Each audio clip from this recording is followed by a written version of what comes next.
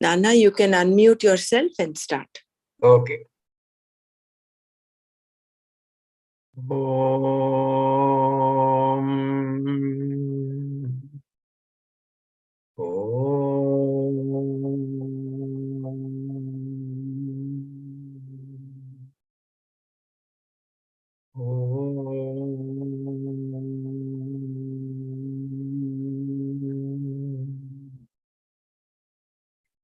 Brahmanandam Paramasukadam Kevalam Jnanamurtim Dvandvatitam Gagana Sadrusham Tattvamashyadilaksham Ekam Nityam Vimalamachalam Sarvadhi Sakshibhutam Bhavatitam Trigunarahitam Sadgurum Tam Namami Shruti Smruti Purananam Alayam Karunalayam Namami Bhagavad Padam Shankaram Loka Shankaram Shankaram Shankaracharyam Keshavam Badarayanam Sutra Bhashya Krutau Vande Bhagavantau Punah Punah Sadashiva Samarambham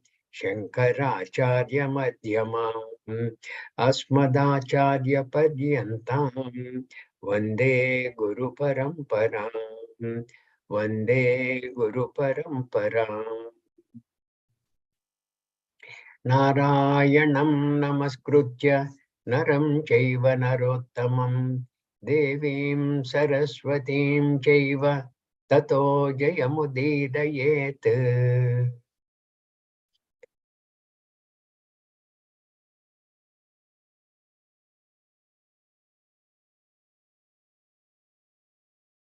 Yesterday, before you start reading this. Yes, Nana. Yesterday, there was a very good question by Mrunalji Madam. She wanted to know whether indeed this acquisition of knowledge, whether it is not a karma. Yeah, indeed it is so. It's a very good question. See, the Shariram is a dharma sadhanam. Idam Shariram khalu dharma sadhanam. For all kinds of dharmas, this Sharira is a very important thing, including the moksha dharma. Moksha dharma is you want to free yourself from the shackles of samsara. For that also the Sharira is required. Whatever you do, it is through some kind of a karma. Whether it is manasika karma, kayika karma, vachika karma, it becomes a karma. But what is mentioned through the Shastras is na karmana, na prajaya, dhanena, tyagena ike, amrutatva manashuho. The tyaga also is to be done through the mind. The tyaga is what? Ahankara tyagaha. That ahankara tyaga, how do you do? Through the mind. So mind is required. Here, na karmana, when it is mentioned, it is not through the kamya karma. It is not through the karma for sargabhoga abhilasha. It is not through karma. If you are mistaken that through karma you can gain moksha, it is a misplaced notion. Only thing is, through the mind, with the mind, employing the mind. Again, the Veda Vakya is there. Manasai Vedamattavyam neha nanaksti kinchana. This ought to be obtained, this ought to be known, this moksha swarupam of the individual only through the mind. There are no other ways in this. And elsewhere in the Shastra it is said, Manasa eva idam aptavyam nehananascha kinchana. That is in the Kathopanishad. And Manushyanam Manaha eva karanam bandha moksha yoho. For bondage and freedom, the karanam is indeed the mind.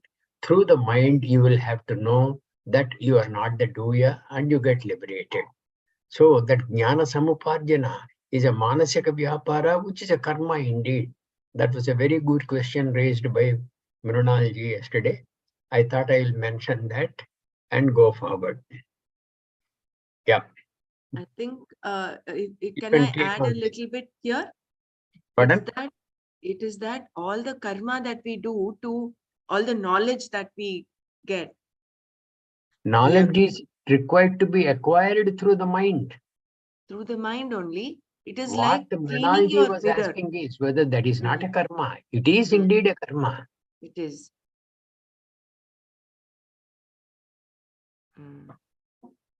Correct. Yes, who is going to read this? Why not by karma is mentioned, no? Bela, are you there? Otherwise, Yeah. I can start. Yeah, I think she hasn't joined yet. I will. Is there anybody else who wants to read? Shall I read? I will read, Nana. I have no problem. I will read. Okay. I can read if you want, Brahmanaji. This is Mara. Yeah. I Okay. will start maybe after a while. You can take over. Okay, no problem. Yeah. Why not karma? Am I enough audible? Okay. Unlike Can't karma, see the sharing. Can't see the page sharing.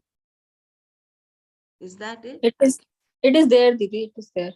You just Okay. have to share, shift your screen.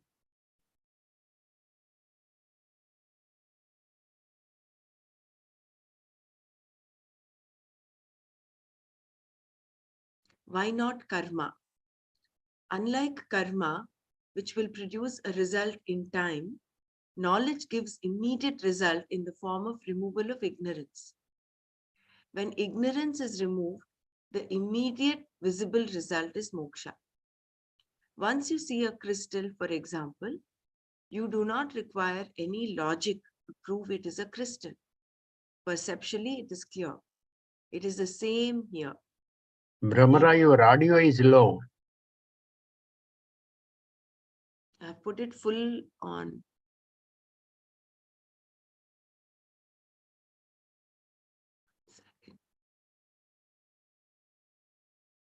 మీరు audio phones వేసుకున్నారా నాన్న?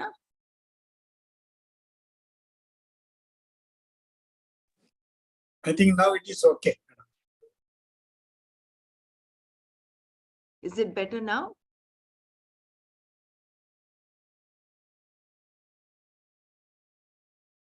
Is everyone? Now seems to be okay. Okay.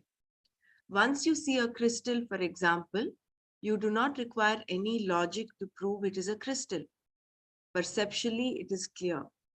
It is the same here. Even faith is not involved in this.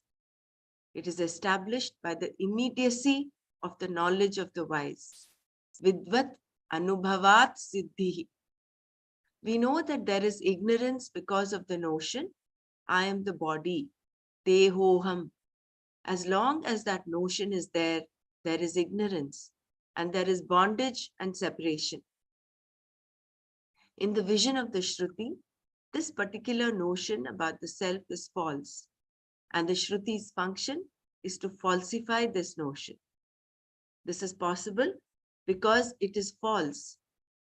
If it is not false, you cannot show it to be so. The delusion is replaced by knowledge, and that knowledge, Prama, is born of a means of knowledge, which is the Shruti. From that, we understand that Atma is Akarta, not an agent, Abhokta, not an enjoyer, and Asamsari, not subject to a life of becoming. That recognition is the opponent, Virodhi, for ignorance, avidya, and by its removal, the bondage is removed. The ignorance is characterized here by Shankara as darkness, tamas. The knowledge is that which is capable of removing the darkness of ignorance. It has its end in the result of moksha or kaivalya, which is gained right away. The result of jnana is gained at the same place where the mistake was committed. Further, mistakes may be many, but knowledge and its result are one alone. Shankara gives an example here. A rope may be taken by different people for different things, as a snake, stick, streak of water, garland, etc. But for all of them, the rope is the Brahmasthala, the seat of mistake. Brahmasthala, Brahmasthala, the seat of mistake. When a torch is shown on the rope, all the delusions disappear and everyone sees it uniformly only as a rope. Thus, the Pradeepa Prakasha Phala, the result of the light emanating from the torch, dispelling the darkness, is Kaivalyasana, ends in the rope alone. So too, even though the mistakes committed about the Atma may be many, Jnana, by removing Ajnana, removes all bondages and gives Kaivalya Vasana. Kaivalya Vasana. What did I say last time? Kaivalya Vasana. Kaivalya Vasana. You told asana at that time. Ah, correct. I thought I said it wrong. Kaivalya Vasana.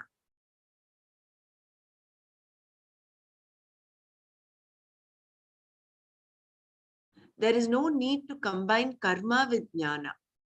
So far, Shankara has said that we have to understand that knowledge is enough for moksha, since moksha is already established in that it is not different from the self, which is always free.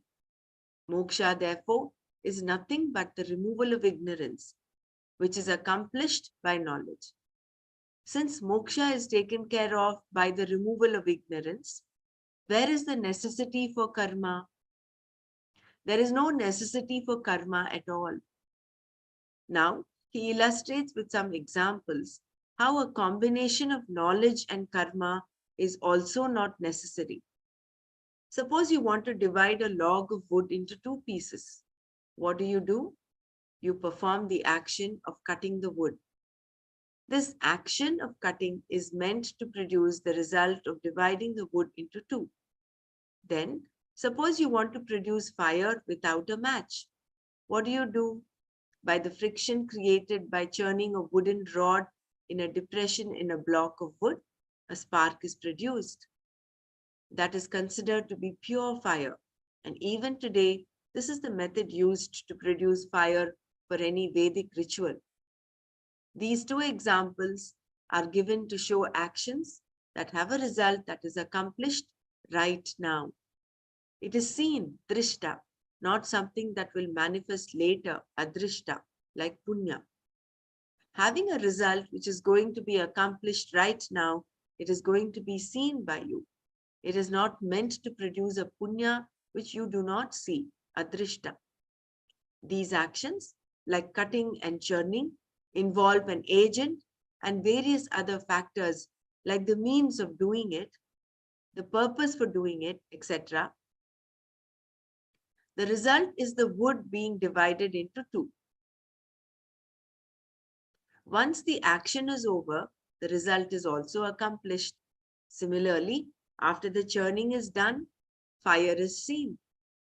Not only is no further action necessary, no further action is possible for the same result. Also, these karmas have no scope in producing any other result. It is different if the result is unseen, adrishta.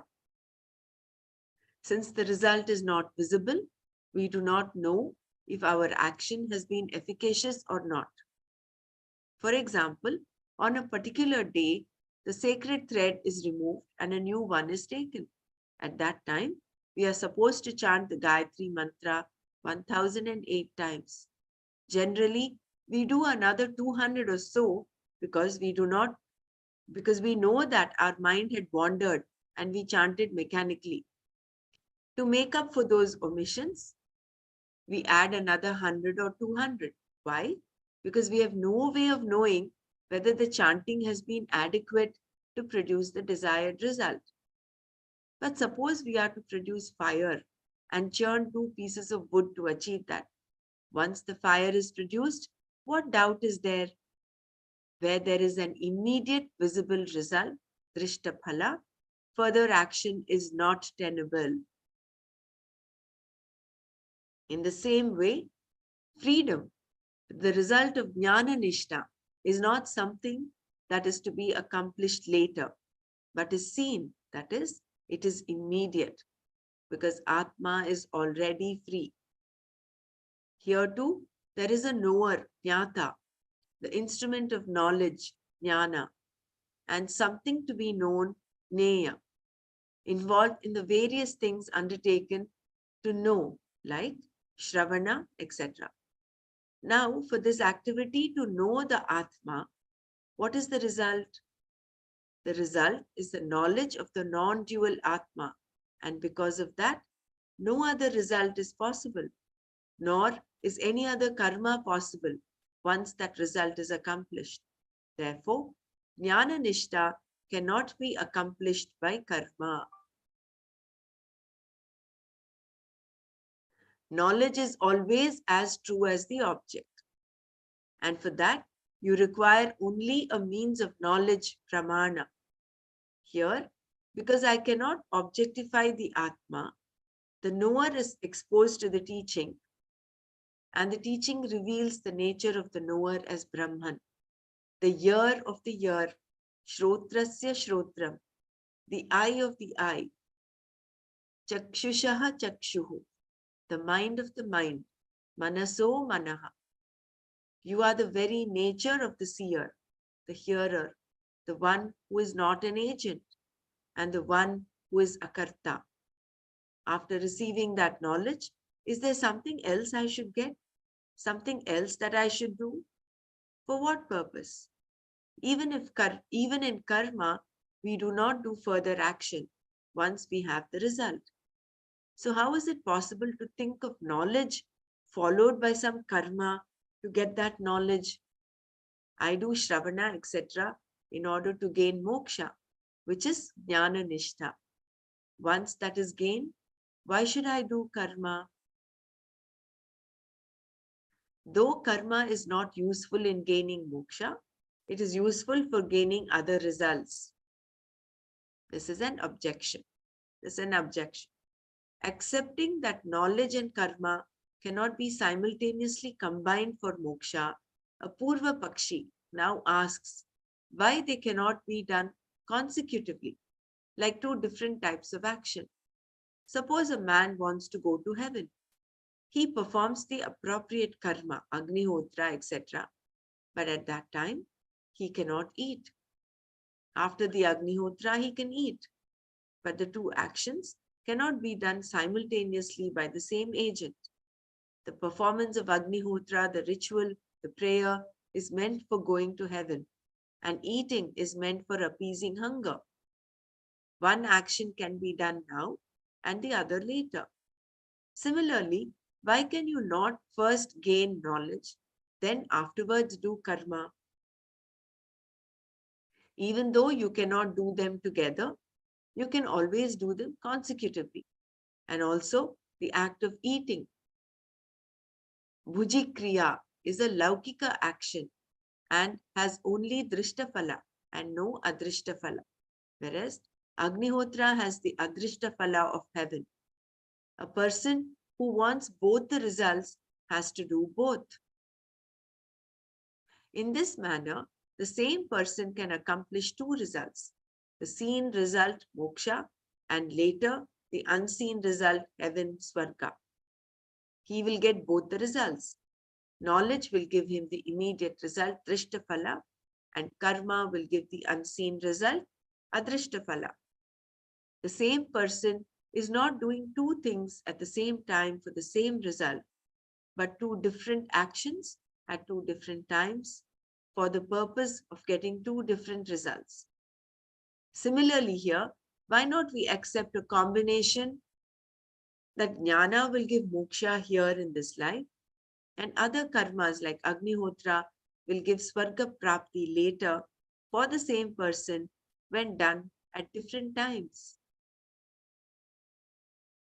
A moksharthi will not desire for anything else. Therefore, karma is useless. Shankara's answer. Previously, it was said that karma and jnana could not be performed by the same person because the person who is pursuing Atma Jnana has no desire for the result of karma. If it is suggested that both can be done, one after the other, Shankara negates that. It is not possible because when the knowledge which has the result of moksha is gained, a desire for the sake of a given result is not tenable. There is no possibility of any other result. This is similar to the gain of the 10th man. Here too, the knowledge alone is the result. If he is the 10th man and does not recognize it, thinking that there are only 9 because he has failed to count himself, the knowledge that he is the 10th man is the result. This is the discovery of the 10th man. Gaining the 10th man is in the form of knowing the 10th man. Because he himself is the 10th man, all he requires is to discover, I am the 10th man.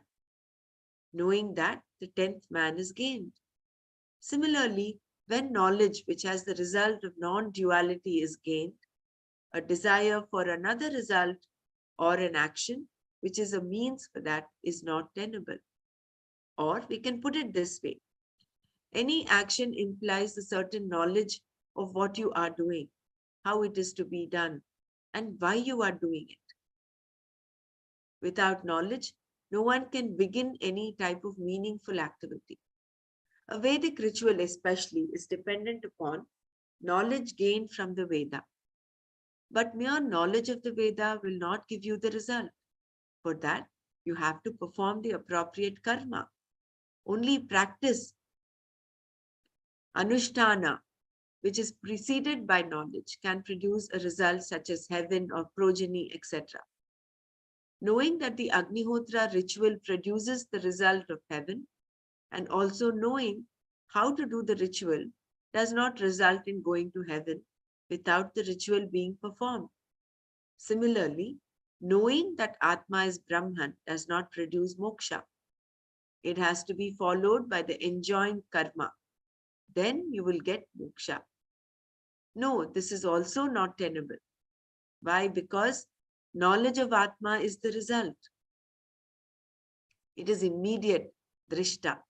When you gain the knowledge I am Brahman, that is moksha, and therefore there is no necessity to perform any subsequent action to attain the result of moksha. Whether it is a karma enjoined by the Veda or any other karma, he has no desire to perform it. Why? Inadequacy is the basis for all desires.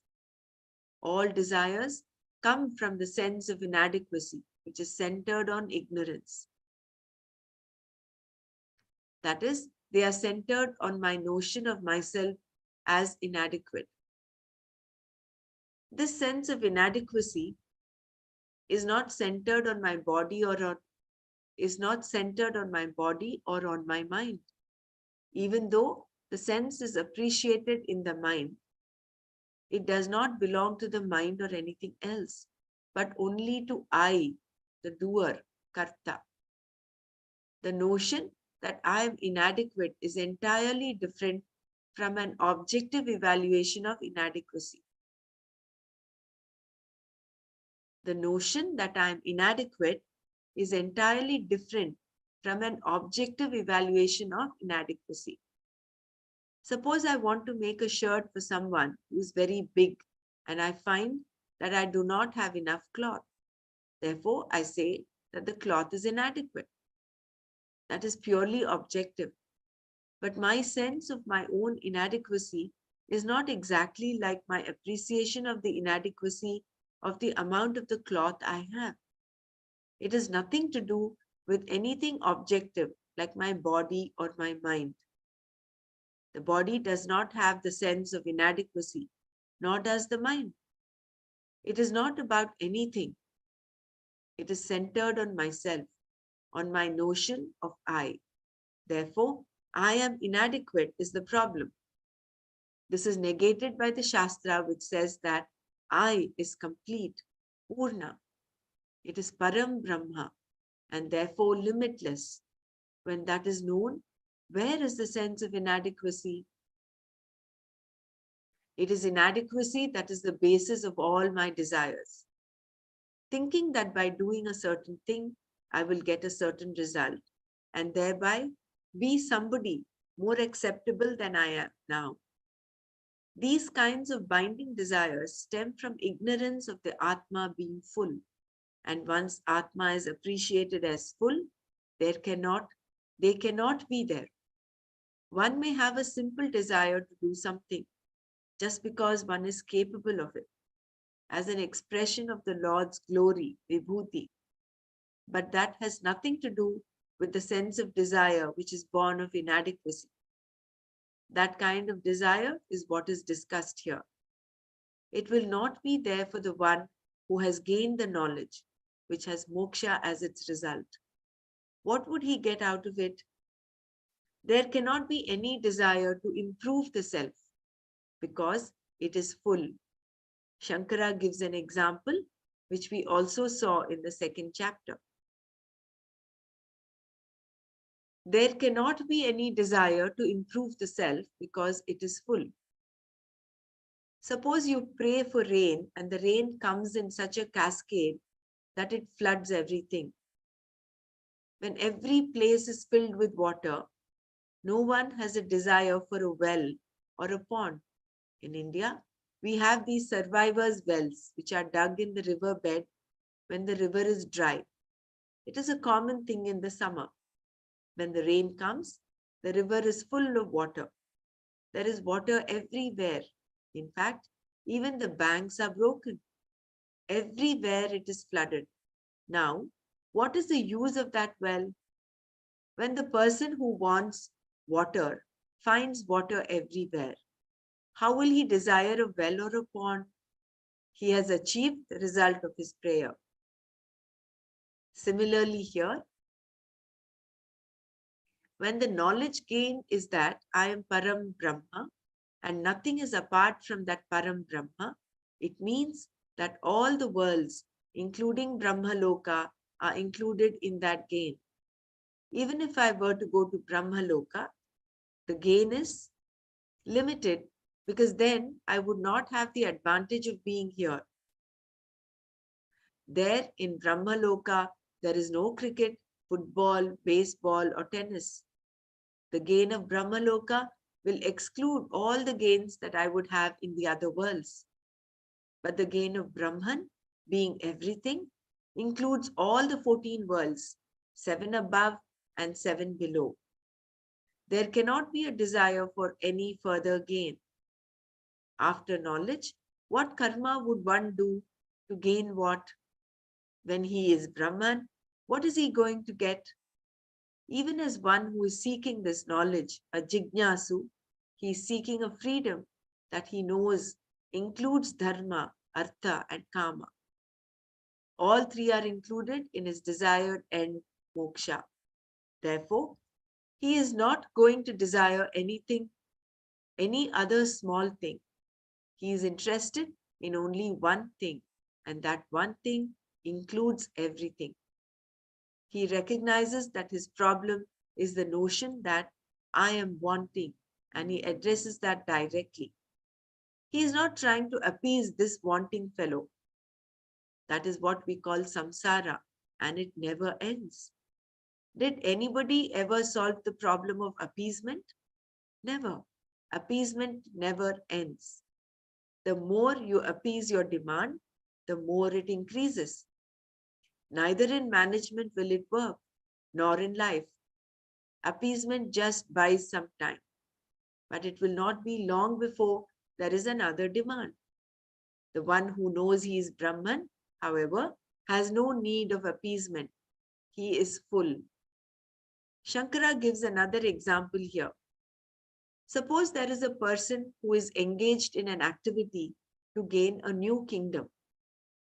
Does he also engage in another activity to gain a few acres within that kingdom? The one who is interested in moksha is interested in a limitless kingdom, one which has no boundaries whatsoever. This boundary-free kingdom called Brahman is called the empire of the self, Atma Samrajya. For the one who wants to gain this limitless, boundless empire of the self, where is the interest in gaining heaven or progeny or some security? It is meaningless. When a person is interested in mining all the gold in his gold mine, he is not interested in bartering the mine for one sovereign. Just as the one who is seeking a kingdom will not have any desire for a few acres of land within it, the one who knows or wants to know that he is Brahman will not have a desire for anything else. For there is nothing that is not Brahman. Yeah, Dr. Mara, you want to continue reading? Sure. Yeah. Okay. Therefore, alone or combined, karma is not a means for moksha. Therefore, karma alone or combined is not a means for moksha. Karma that is talked about here refers to the karma enjoined by the Veda. When this is the status of Vaidika karma as a means for moksha, what is the status of any other karma as means for moksha? Karma of any kind does not have the status of being a means for moksha. Nor does karma combined with knowledge, jnana. Some people talk of this kind of combination, a little bit of knowledge and a little bit of karma brought together to produce moksha.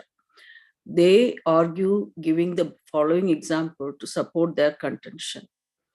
They say that mere betel leaf will not turn your tongue red. There must be lime and betel nut along with the betel leaf. Only then the red color will be produced. Similarly, neither mere knowledge nor mere karma will produce moksha. They must be combined. Let us see what will really happen if one does combine them. The karma will not produce its result, but that will be adrishtapala and will not fructify in this birth, but in some other later birth. On the other hand, knowledge gives moksha here and now as drishtapala. Even if one were to assume that the adrishtapala of the karma will produce moksha, it will be only in some other later life and not now in this life. If this is so, that is, if you pursue knowledge, you will get moksha now in this life itself. And if you pursue karma, you will not get moksha now, but in later life. Who would be interested in that karma?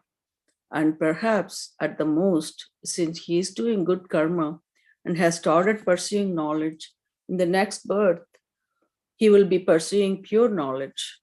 Lord Krishna assures us that he will not come to a bad Lord and he will pick up the thread and continue in the next birth.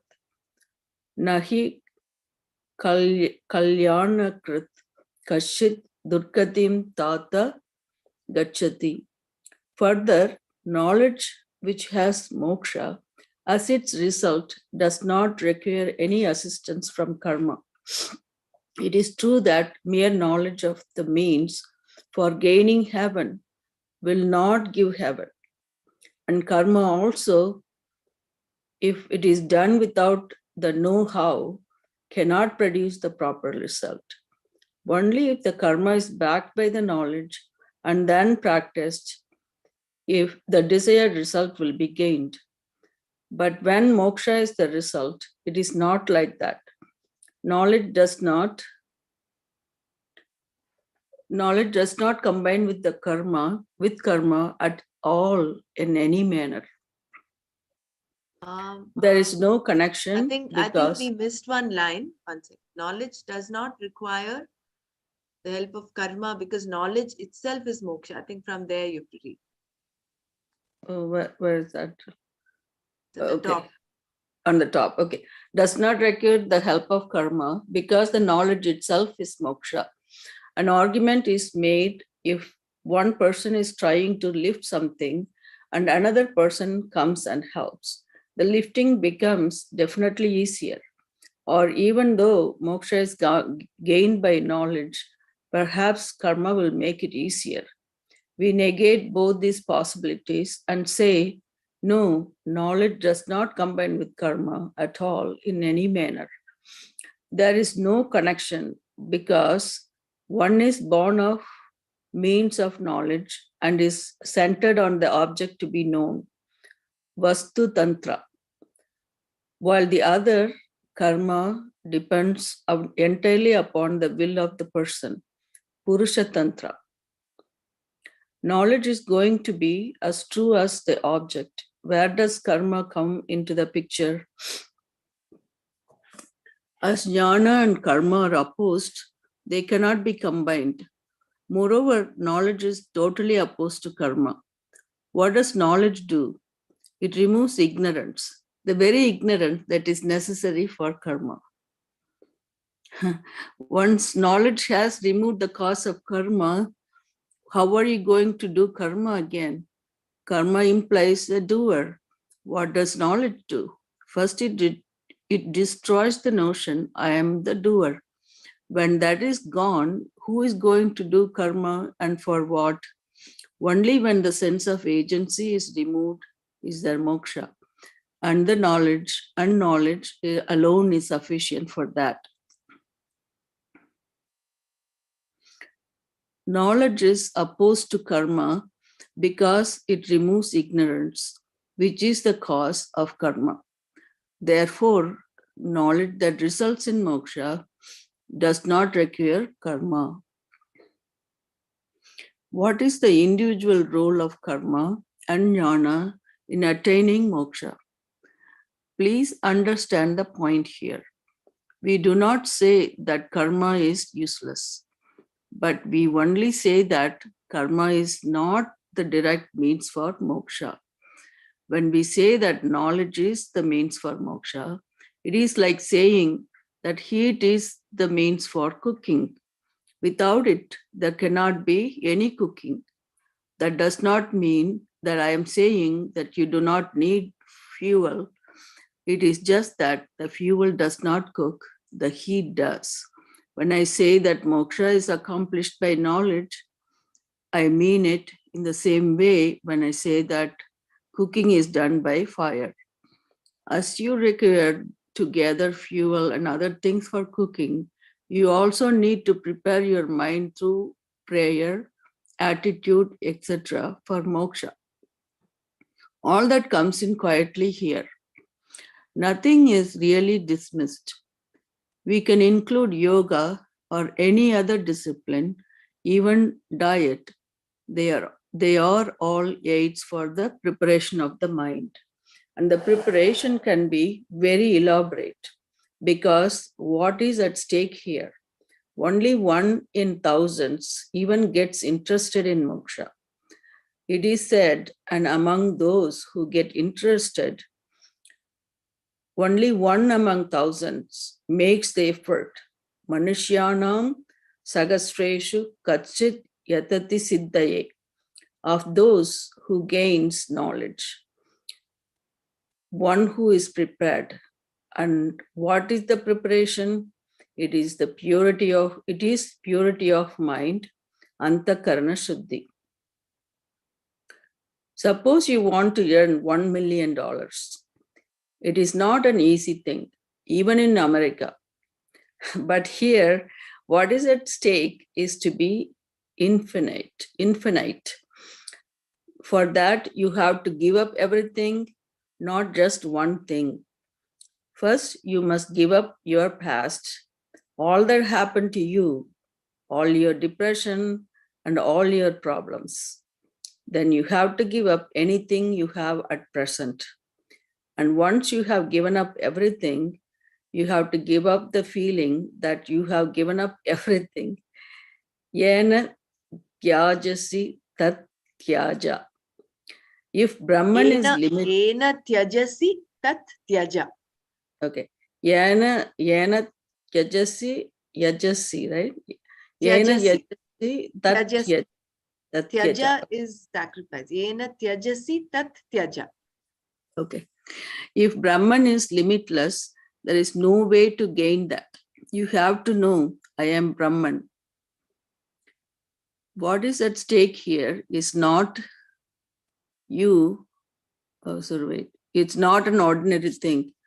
And yet, there is nothing at stake here because there is no gambling. You are already Brahman. Nothing has to disappear. Nothing has to appear.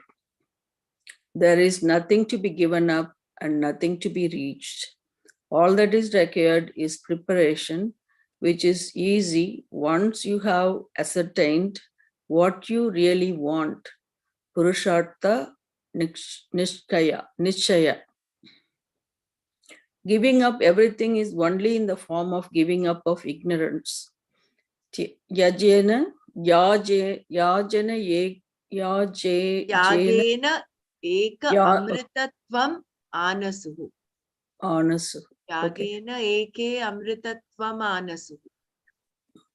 It is giving out my sense of owing anything, because in owning, etc., there is smallness. There is a smallness. That is how the whole past is given up. Parentage is given up. The concept of male, female is given up. The concept of young, old, and old is given up.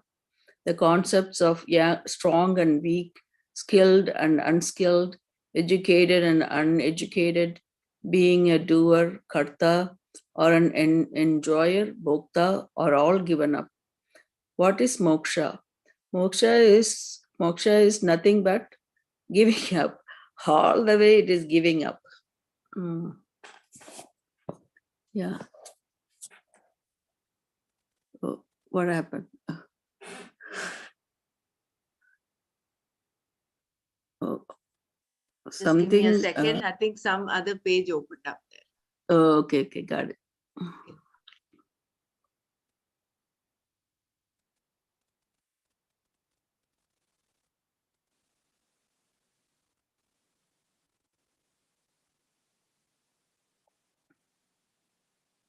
Oh, just give me a second, no? 1 minute. I don't know what happened. No here. problem. Yeah, take it.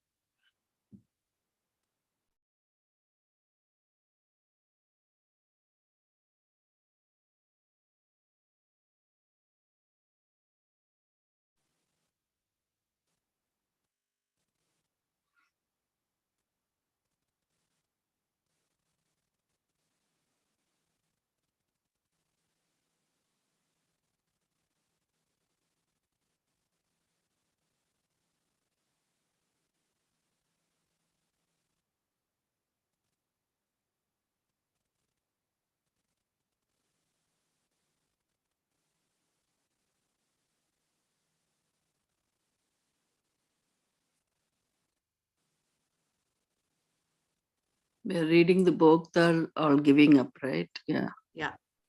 So Mhm. all the way it is giving up. And now you can continue from here. Okay. Or it could be acquiring, gaining. Let us put it in the form of acquiring. I am the sun. I am the moon. I am space. I am time. I am the earth. I am everything. I am the past. I am the present. I am the future. Everything that is going to come is myself. Indra is myself, Varuna is myself, Ganga is myself, Yamuna is myself, the Mississippi also myself. Whether you give up everything or acquire everything, it is all the same. Either way, it requires preparation. Like fire requires fuel, we require a mind that ignites when the knowledge is unfolded. The fuel should not be wet, it should be dry, and to keep it dry, we do varieties of things. Everything that we do for this purpose is useful.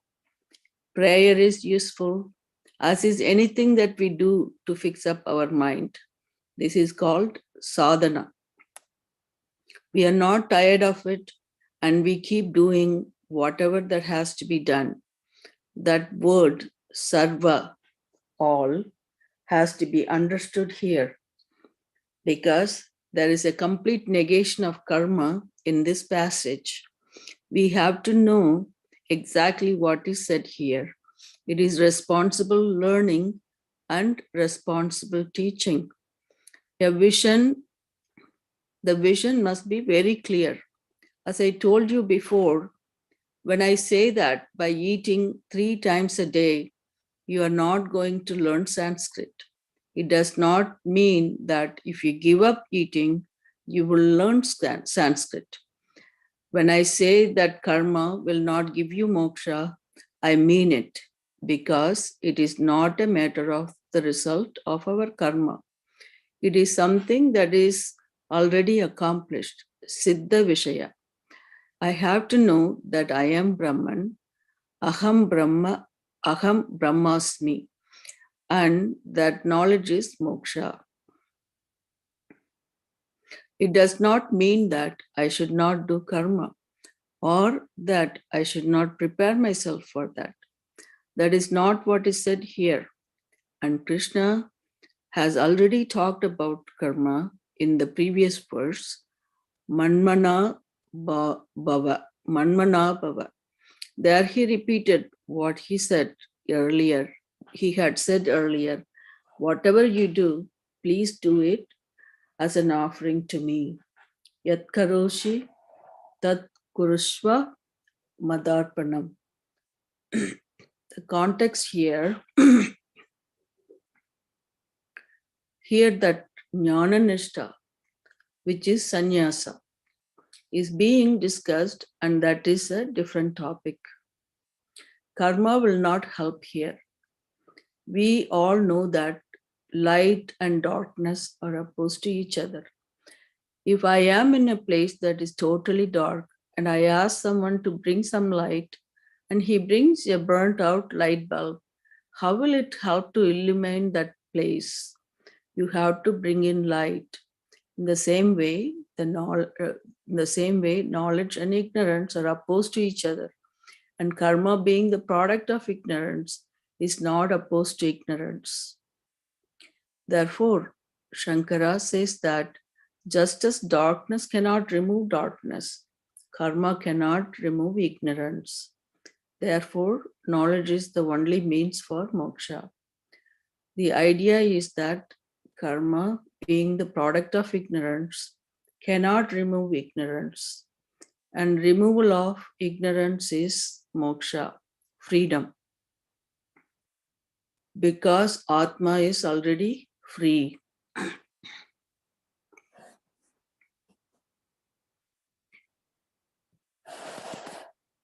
Vedantis stand.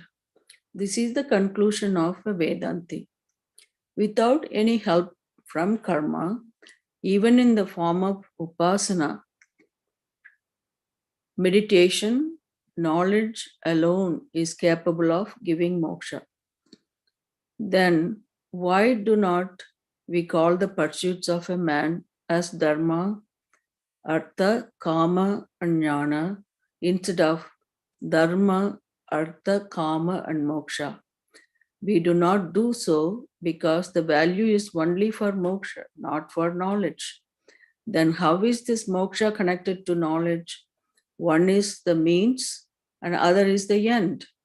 There is a sadhya, sadhana, sambandha. Knowledge is the means for moksha. What is produced, of course, is in the form of knowledge alone.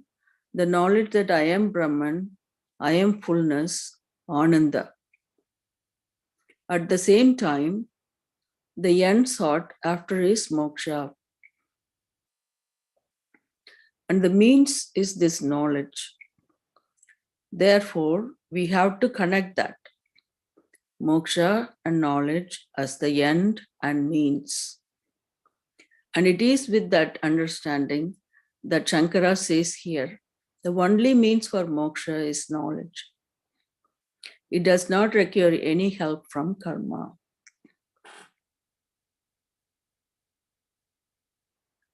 Purva Mimamsaka's objection. Purva Mimamsaka's objection.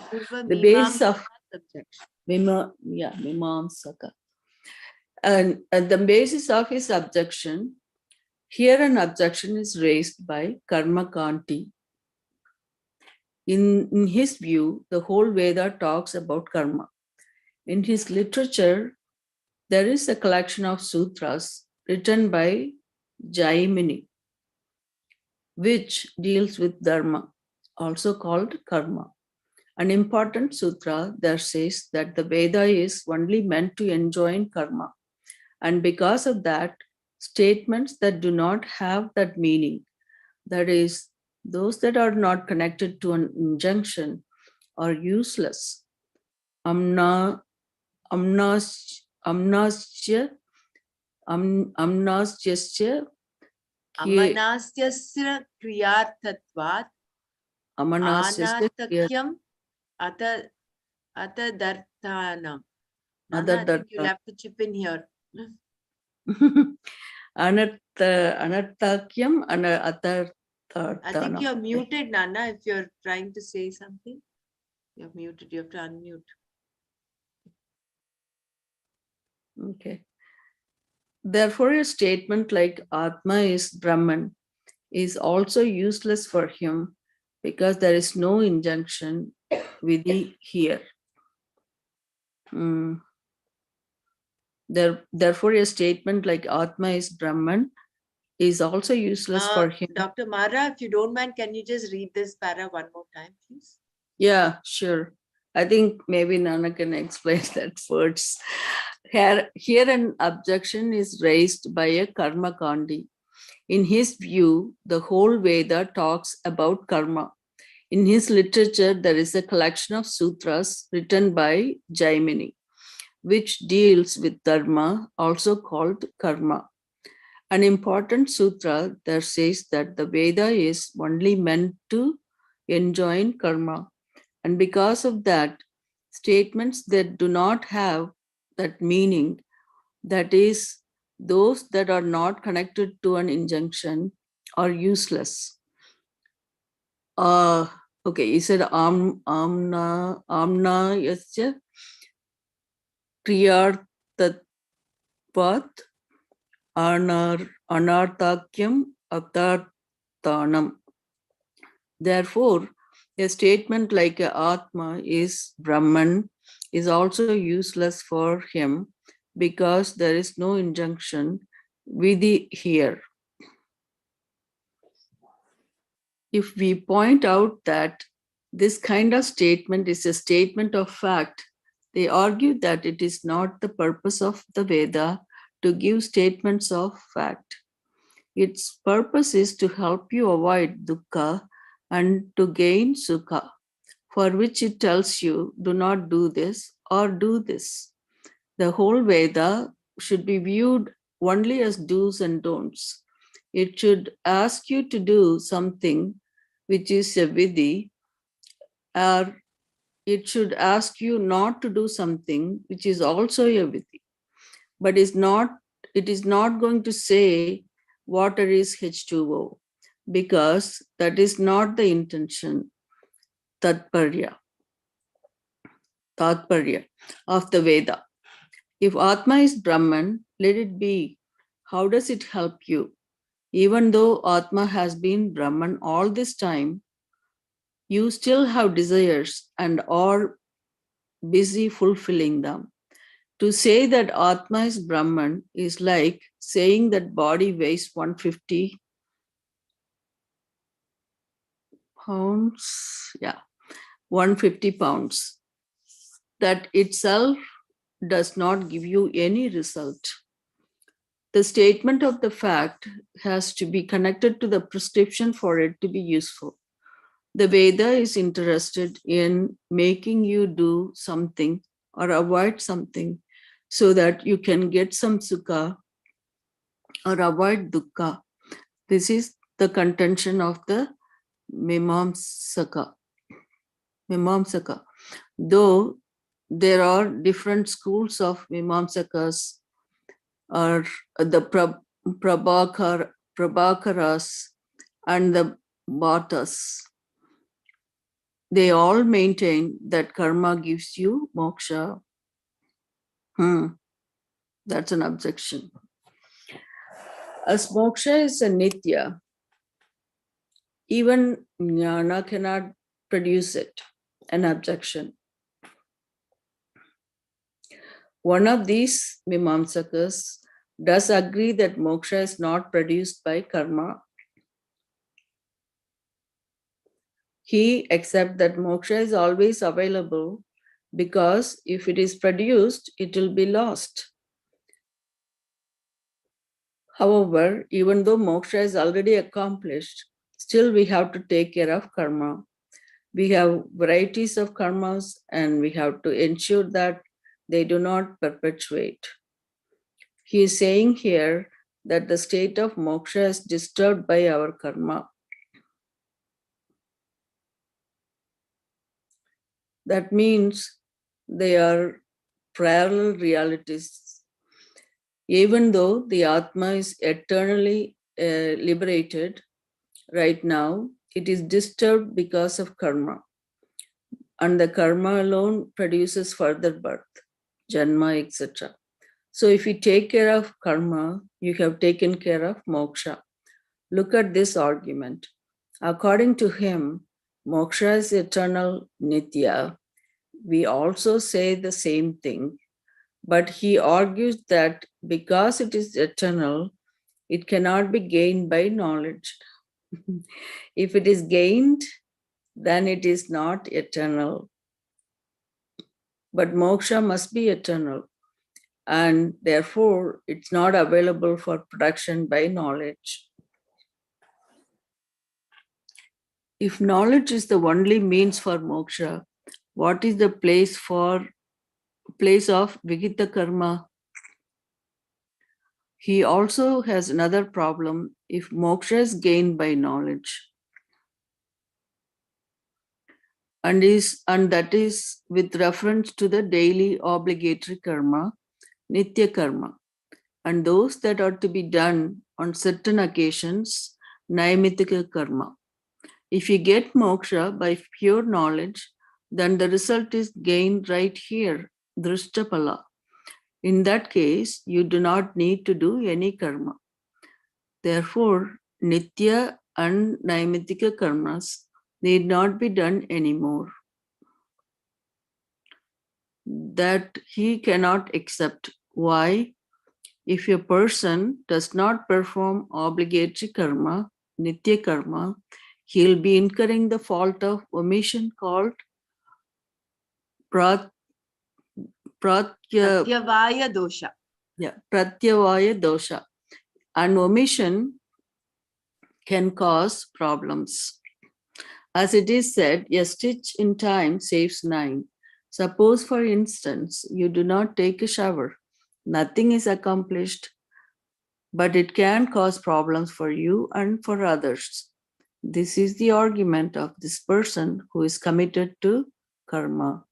If you are incurring the fault of omission, there is going to be a consequence of that, and you will have to be born again to experience that. Therefore, there can be no moksha through knowledge alone.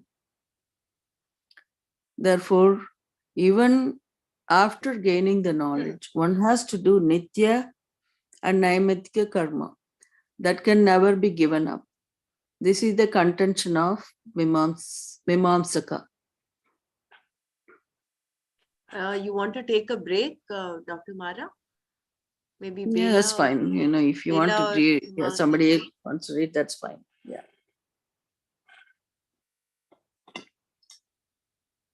Bela or Suma, are you there? Can you read? If not, Yeah, I can continue if they're not yeah, you there. can continue till they reply. You can continue. Go Okay. ahead. Purva Mimamsaka's contention. Not doing Vihita karma will give what do you call? Pratyaya karma. Pratyavaya dosha. Yeah, Pratyavaya dosha. The obligatory karmas, Vihita karmas, are enjoined by the Shruti. It is legitimate for him to bring this up because we are dealing within the realm of the Vaitikas here. According to you, he would tell us the Veda says that Atma is Brahman, and knowing that is moksha. Therefore, knowledge is enough for moksha. Being followers of the Veda, we have to analyze what the Veda says and do what is enjoined by the Veda. And the Shruti definitely enjoins us to do certain karmas every day, like Agnihotra, and others on special occasions like Shraddha. Shraddha. When they're, sorry, Shraddha. Shraddha. Sorry, Shraddha. And when they are not done, Papa will be unseen result. This is called Pratyavaya karma.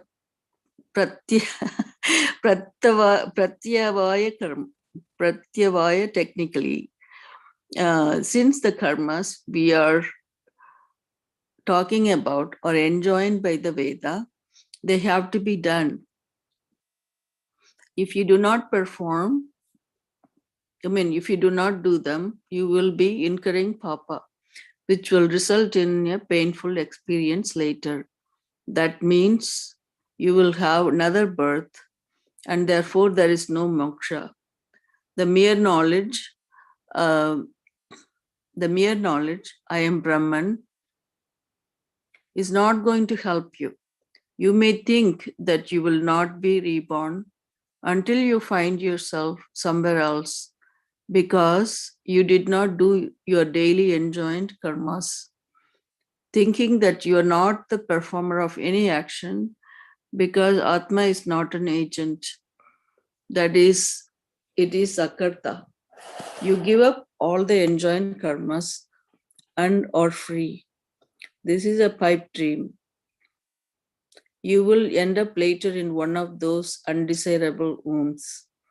This is the Mimamsaka's contention. Then moksha will not be possible at all. Sankara's counter objection. Shankara answers him, if there is no moksha by knowledge, there cannot be any moksha by karma either. Once it is acknowledged that moksha is eternal, how can it be produced by karma?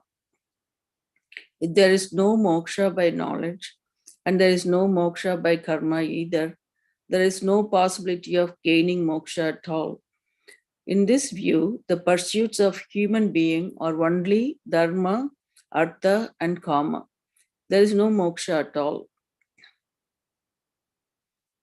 The problem, however, is that this Purva Mimamsaka also has to talk about moksha. Everybody, whether he is Vaisheshika, Nyayika, a Sankhya, a Buddhist, a Muslim, Christian, or anybody else, accepts moksha, an ultimate end. Everybody has a. You want to scroll up a little bit? Yeah, maybe you want to read what this Pratyavaya is? Sure. Note? Pratyavaya is a technical term. The Purva Mimamsaka uses to refer to the papa incurred by not doing the Vihita karma, which is Nitya and Naimitika karma. This pratyavaya will have to be experienced as Naraka or future birth in a lower form of life, like that of an animal or an insect. Naraka is nothing but a field of experience where there will be consistent pain for a period of time. It is not eternal damnation. And opposed to this is the field of experience called heaven, where there is consistent pleasure, sukha, for a given length of time. That's a big punishment, looks like. So What did we read? The last deviation line. is, Yeah. Okay. Okay. Everybody has a definition of it, and everybody has to talk about it. There is no way to avoid consideration of moksha. And if it is eternal, it has just been eliminated by these arguments. If moksha is eternal, it cannot be produced. Thus, according to him, by karma, there is no moksha, and by knowledge also, there is no moksha. Then, what will produce moksha? okay. Dr. Mara, Bela is there. She's ready to read. Okay, that's fine. Maybe she Go can ahead. take over. Okay, thank you. Hari Om. If you remove causes for rebirth, moksha being nitya will automatically take place.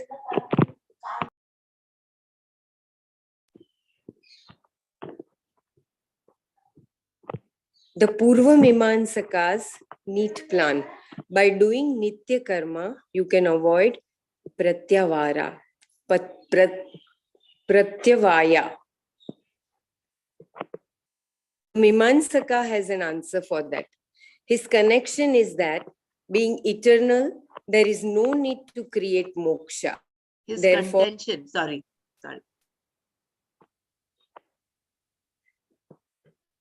The Mimamsaka has an answer for that.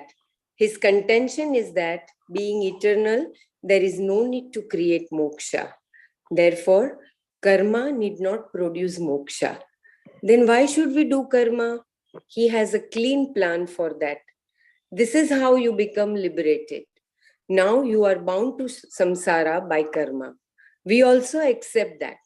You are born again and again only because of karma. Therefore, we have to get rid of this karma. How? First of all, the daily duties that are enjoined by the Veda have to be done. That will not produce any result, but it will avoid any pratyavaya dosha, the fault of omission, so that one type of karma phala is partly taken care of. By avoiding prohibited karmas, future undesirable births are avoided. Bela, there is a little bit of disturbance. I don't know. Maybe it's from your earphones. If you're using, there's a bit of. No, it is not earphone, but I'm not using a earphone, but there will be background noise. So kindly someone else can read if it's too much. You continue. If it is disturbing, then one of us will take over. Yeah, please, please. Yeah, I am free also. Yeah, Sumaji, kindly continue if you wish to read, please.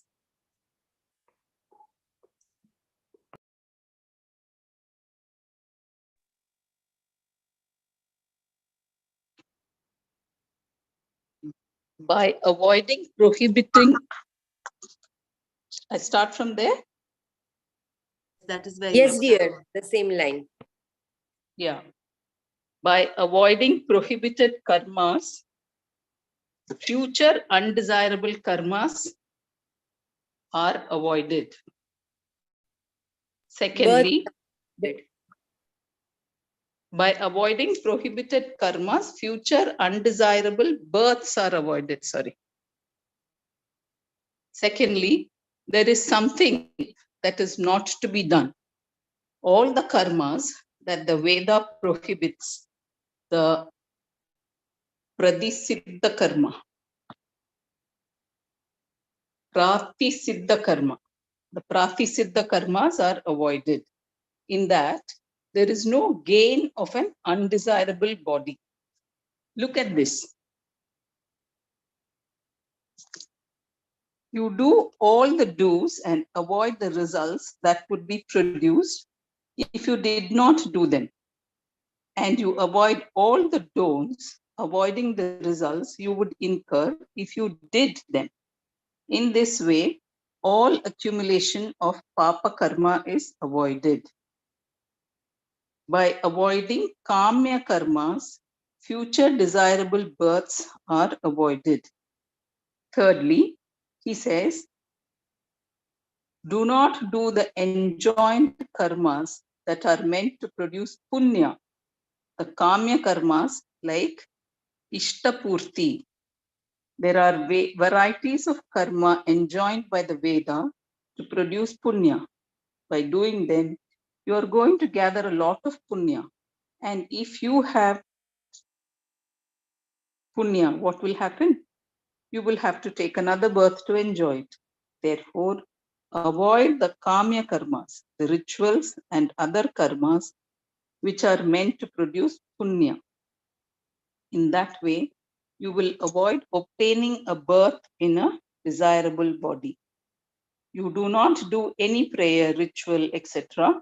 for the purpose of attaining a desired end, and therefore you have no results of punya karma to experience.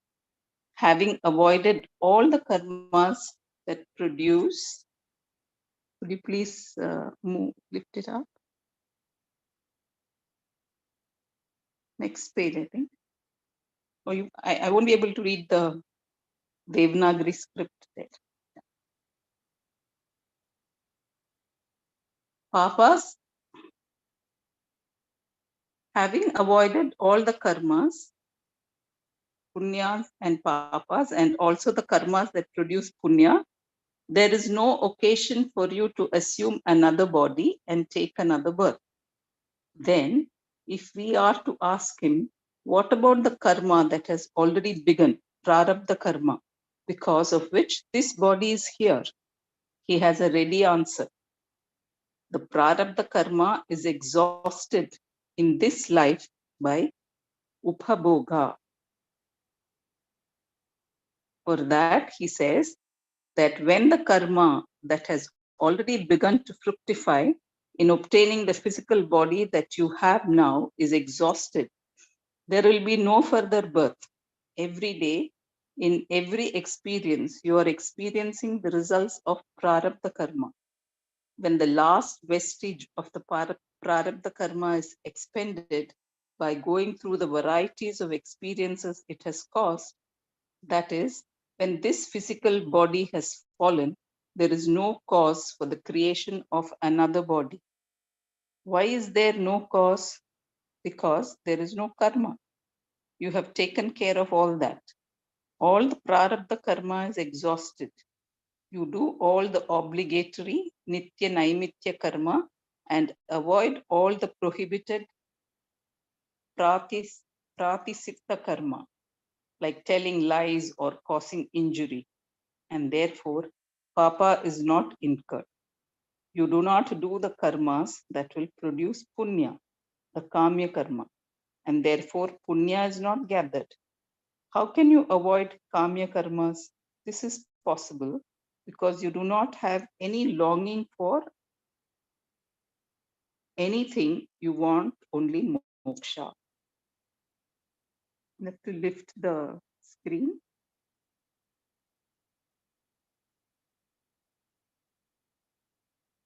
Ramaraji, you'll have to. Thus, moksha is gained without any effort. Thus, all karma is taken care of. And karma being the cause of birth, there is nothing to precipitate further birth. You simply remain with yourself because karma is not there. The self, Atma, can no longer be bound. It is free from samsara. Only if you assume a body, there is samsara. And there can be no further body because there is no cause for it, no karma. The self, Atma, is eternal, and you remain as Atma alone. There is no birth at all for you. That is called moksha, and it is accomplished without any effort. It is not produced. Objection by Shankara. What about the Sanchita karmas standing in one's account? If that is his argument, we have one or two questions to ask here. Let us accept his plan for the time being. Still, he is accepting karma, and in accepting the karma model, he should accept it totally. It should be logical. Since he is accepting prarabdha karma, we have to ask, when did he get this prarabdha karma that accounts for this body and is in the process of being unfolded day by day? If he is in this previous, if he says in his previous life or lives, we have to ask how many previous lives he had. Once you accept previous, you are in, you please lift it up further, please. You are in trouble. How did you get the previous life? Because of previous lives. There is no beginning for this. There is an infinite number of previous births. If they are infinite, how much karma have you collected? An infinite amount. Even if you took a birth only once in every kalpa, the karmas would be infinite in number because there are an infinite number of kalpas. Are all of the infinite number of karmas going to be exhausted in this body? No. Even if it lives 100 years, it is impossible. If the karmas of an individual are infinite, the possibilities of the type of karma are also infinite. Every individual must have every form of karma necessary in order every type of body, from a virus onwards to the various incarnations, both on this planet and elsewhere also. Here, we know certain life forms, the plant life, the animal life, and the human life. But there will be other planets where there will be better life forms possible. There may be angels living side by side with human beings. They will have their own language and various types of wings and so on. One will be red-nosed angel, another a white-nosed angel, and another a blue-eyed angel.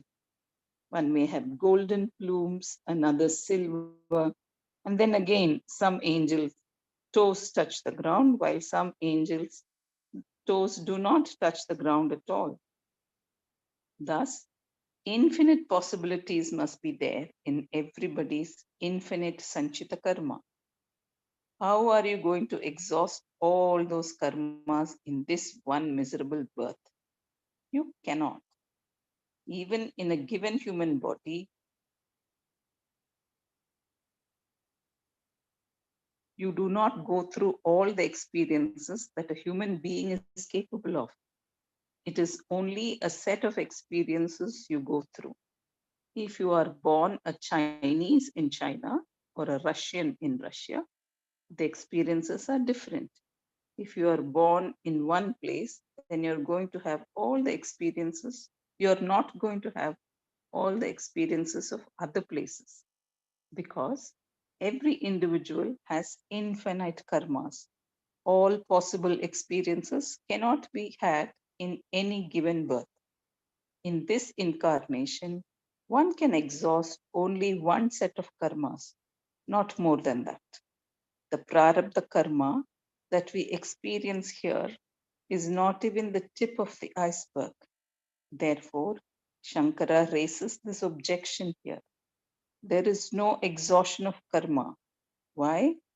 Because it is not possible in this one birth to experience the results of karma that has not yet begun to fructify.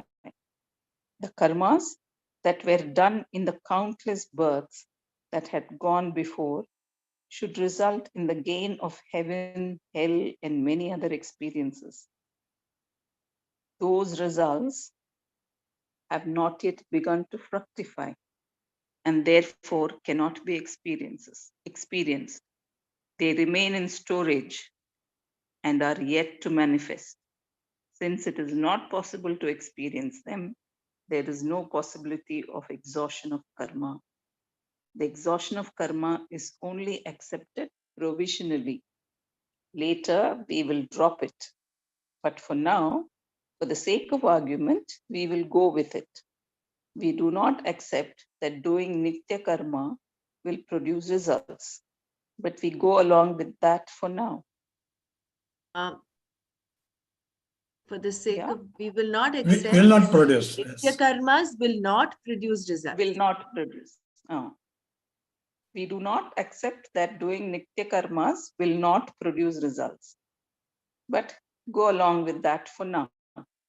Even if we are able to exhaust the prarabdha karma, what about the karma accumulated in previous births? Sanchita karma.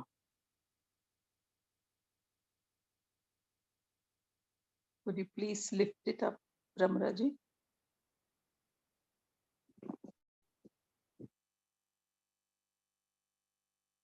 I think there is a lag between you able to see the screen, I think, Sumaji, because it's being lifted, but maybe there's a lag in time. I'm not sure why. Yeah. This is what happens in animal's life. A water buffalo does the nitya karma and does not commit any transgression at all. Daily, he goes to the pond and he does not eat meat, etc. Eats only grass. His prarabdha karma gets exhausted. And therefore, after being a water buffalo, he will gain moksha. We cannot accept this. Why not? Because his sanchita karma remains. It is the same here. Infinite karmas will be standing in your account. How are you going to exhaust them? Even though you tried to avoid all new karmas in this birth, still the old karmas standing in your account have to fructify. And for that, we do not know how many births you require. Moreover, it is not possible to avoid kamya karmas. Also, it is impossible not to acquire new karmas. When you are a doer, karta, you will definitely acquire new karma. How are you going to avoid the raga dveshas that impel you to do karma? It is a pipe dream. There is no chance for you to get moksha if this is your argument. Purva Mimamsaka's reply. The dukkha suffered by doing nitya karma exhausts the sanchita karma. The Purva Mimamsika has an answer for this. Daily, you have to do karma. If you do not do it, you will incur sin. When you do it, it does not produce any result, but it does produce dukkha. You have to get up early in the morning. You have to gather all the ingredients for the ritual, light the fire, sit before the fire and say, light the fire, sit before the fire and say all the proper prayers and make proper offerings. It implies a lot of pain, a lot of work. In experiencing that pain, it is possible to exhaust all the pain that is the result of the papa karma standing in your account, the sanchita karma. Why not? Or doing nitya karma is like doing prayaschitta karma, or There is some background noise, Sumaji. Should I take over? Okay. Yeah. Or doing Nitya Karma is like doing Prayaschitta Karma. You can mute yourself, please. Yeah. Or the Purva Mimamsaka says that doing your daily and occasionally enjoined karma, Nitya Naimittika Karma, is like Prayaschitta Karma, expiatory karma. Prayaschitta Karma is an antidote that is meant to neutralize the results of previous wrong actions. We do this all the time. In cooking, if there is too much salt, we add some more vegetables or throw in some flour. This is called Prayaschitta Karma.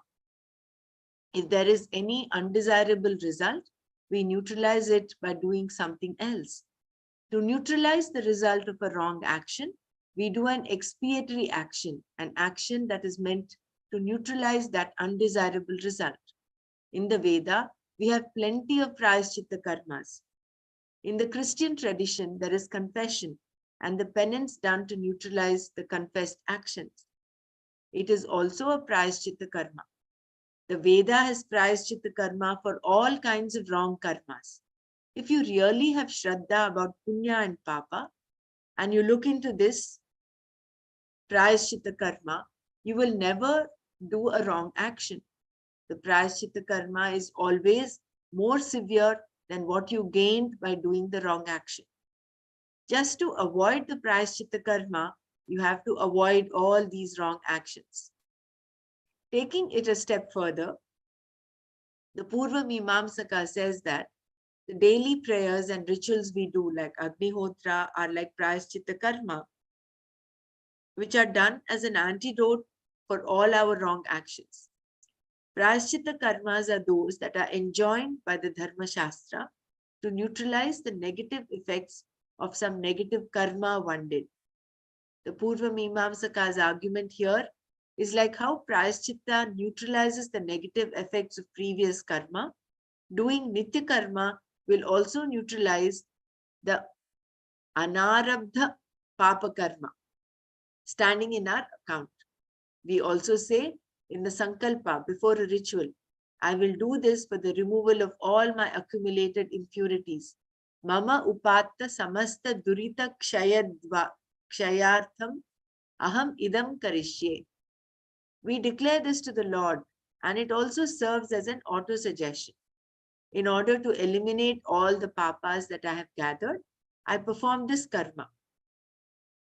This includes old papas that are fructifying in this life because of things that were done in other births, and papas that have been done in this birth also.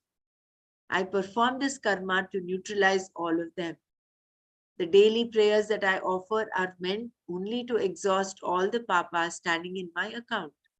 It is not to produce any new result, only to clear the old account. Summary of the Purva Mimamsaka's neat plan. The whole argument of the Purva Mimamsaka is based on the assumption that the karma that I do now will neutralize the result of old karma, or that the old karmas get exhausted through the pain that is involved while performing these Nitya karmas. Either way you take it, it does not matter for him. The old karmas are eliminated. The karma because of which this body has come into being will get exhausted by daily experiences. If you have a headache, one papa is gone. Daily experiences of pain and pleasure will take care of all the punya and papa. You need not do anything to exhaust this prarabdha karma. Just keep living and it will get exhausted. But you have to be very careful that you do not do any wrong actions or any action that will produce punya.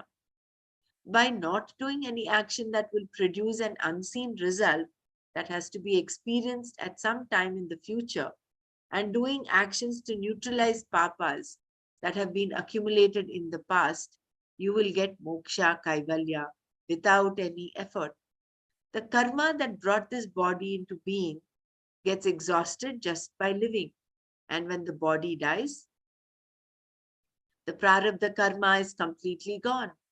The old karmas are cancelled by the daily and occasional rites, nitya naimittika karmas, and no new karmas are gathered, because no prohibited actions, prayaschitta karmas, and no desire prompted actions, kamya karmas are done.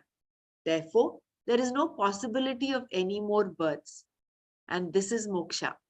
This is the contention of the Purva Mimamsaka. Hari Om. Should I continue? Because this will clear. I think we'll call it a day here. Okay. We are on to 8:31. Yeah. We'll continue tomorrow. You Fine. please make a note of the page number 409, I think. 409. Yeah. 409. And Shankara's negation of the whole argument.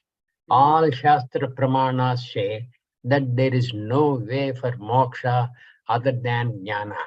What I suggest, Brahmara, from tomorrow onwards, Yes. when we start reading the text, whatever is difficult Sanskrit wise, that perhaps the reader can leave it to either you or I, and it will be an easy flow then. Okay. Otherwise, it's a kind of a fight to read the Sanskrit. And in the meantime, the spontaneity of the Purva Mimamsaka or the Vedantis argumentation is kind of lost on the listener. That should not happen. Okay. Okay? Okay. Right. Good. Om Sarve Bhavantu Sukhinah Sarve Santu Niramayah Sarve Bhadrani Pashyantu Ma Kasched Dukkha Bhag Bhavet. Om Shanti Shanti Shanti He. Hari Om, everybody. Hari Om, Nana. Om Yeah. Nana. Dhanyavad. Nanaji. Dhanyavad. Nanaji. Okay.